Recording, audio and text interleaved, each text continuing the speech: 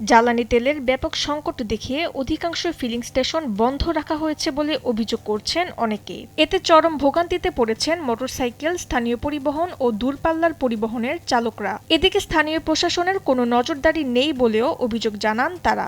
এখানে তৈল আছে কিন্তু ওরা হয়তো দিচ্ছে না, বলছে যে রাতে আসেন, এরকম কথা বলছে। হয়তো এখন আছে, ওরা হয়তো পরে দিবে, যেহেতু এই ডিজেলের গাড়িগুলো ঢুকতেছে, এই জন্য মনে হয় যে অকটেনটা দিচ্ছে না। এটা হয়তো যে ভালোভাবে তদন্ত করলে বের হয়ে যাবে। এটা একটা মজুত করে ওরা হয়তো অন্যভাবে লোকাল সাইডে এরকম বিক্রি করতে আছে। তেল অবশ্যই আছে।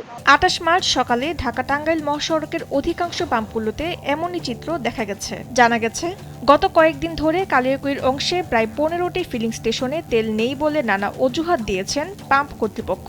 এদিকে তেল সংকটে তেল নিতে আসা চালকরা ঘণ্টার পর ঘণ্টা লাইনে অপেক্ষা করতে দেখা গেছে। তাই স্থানীয় প্রশাসনের হস্তক্ষেপ কামনা করছেন চালকরা।